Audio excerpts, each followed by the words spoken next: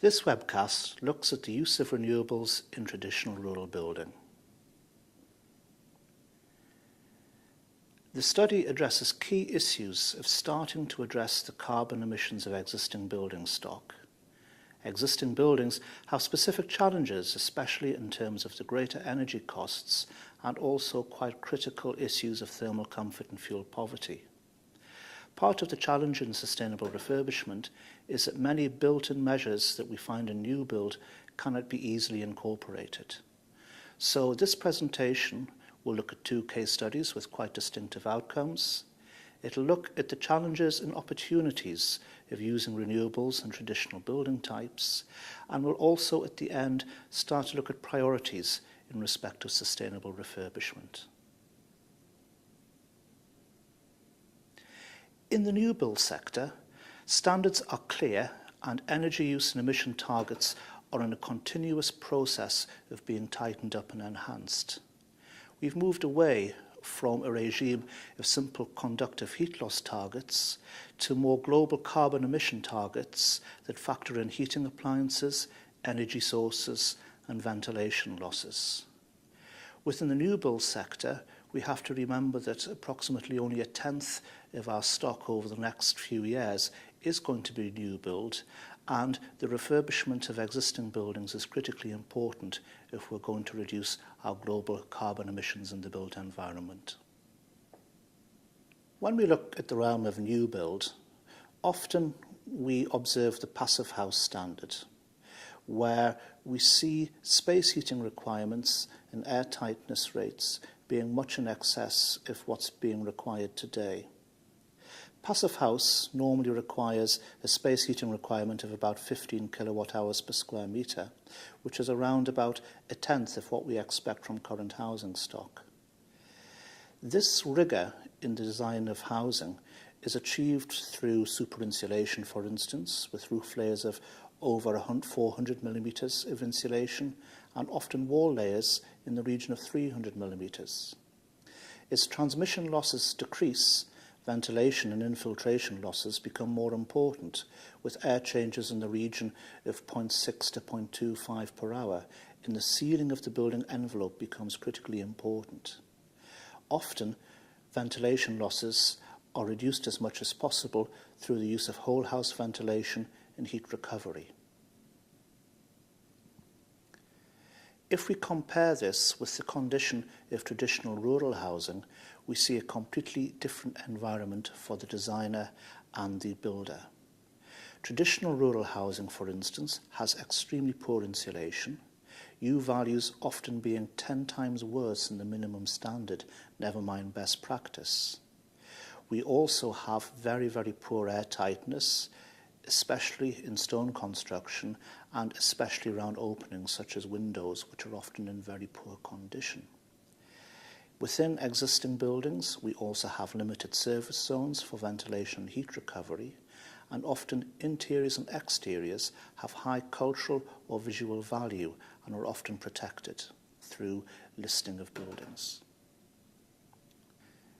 It's not only a question of technology, that when one looks at the retrofit to existing buildings, often what is seen as being a very simple and straightforward way of improving the performance of the building can actually have implications in terms of the usability and function of the building following refurbishment and renovation.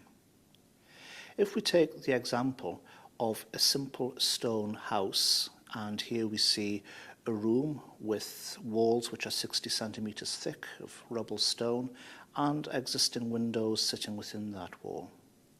The U value of the wall is about 2 watts per square metre Kelvin, which, as we said before, is around about a tenth of what we would normally expect. The windows will have poor air tightness, they'll be single glazed, and essentially it's a space that would benefit greatly, both in terms of comfort and in terms of heating load through some level of refurbishment.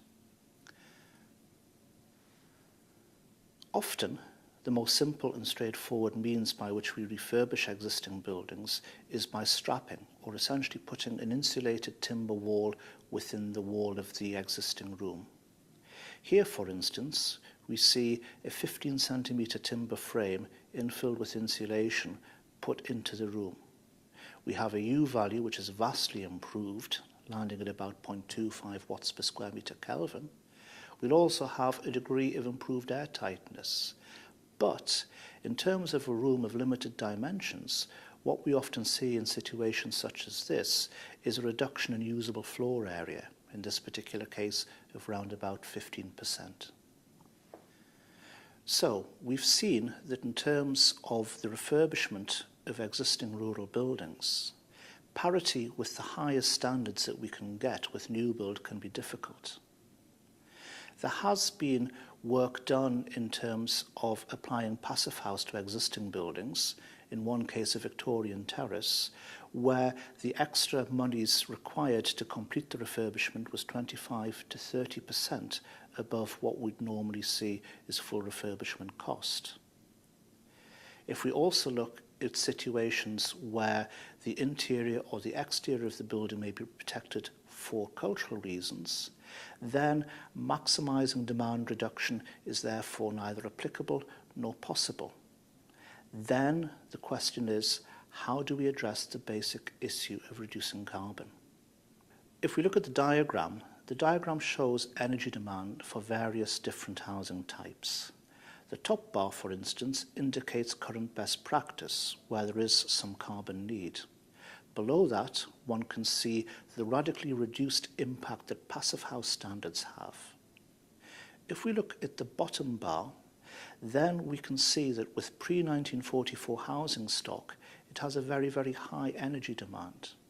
However, if we start to use carbon neutral or carbon-free renewables to try and deal with that demand, then the net demand in terms of carbon emissions will reduce. Perhaps not as much as passive house, but certainly parity or an improvement on our current housing standards.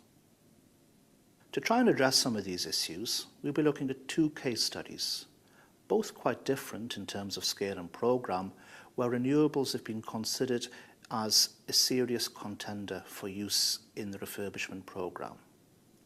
Both share a relative remoteness.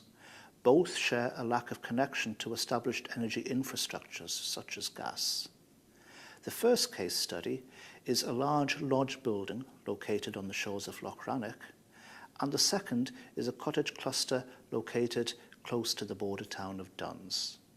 Our first case study is a large rural lodge building. It's situated on the shores of Loch Rannoch.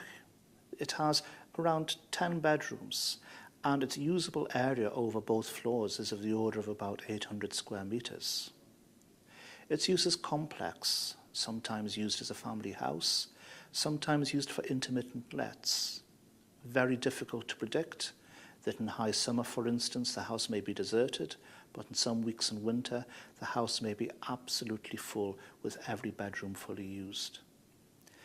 There's no infrastructure close by in terms of gas, and the building itself is of traditional stone construction.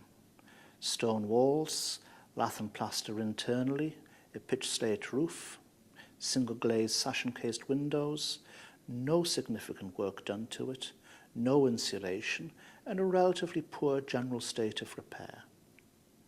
The performance of the basic building envelope is very poor. It reaches a level of thermal efficiency of about 30% of what we can expect to a building constructed to today's standards. If the building were fully occupied over the air, we'd be looking at something around the lines of 350,000 kilowatt hours worth of energy use and carbon dioxide emissions of about 81 kilograms of carbon dioxide per square metre per year. Perhaps what's more important for this study, however, is the peak heating demand that one needs in winter. And in this particular case, a fairly colossal 200 kilowatts of heat is required, assuming that hot water is originating from the primary heating source too.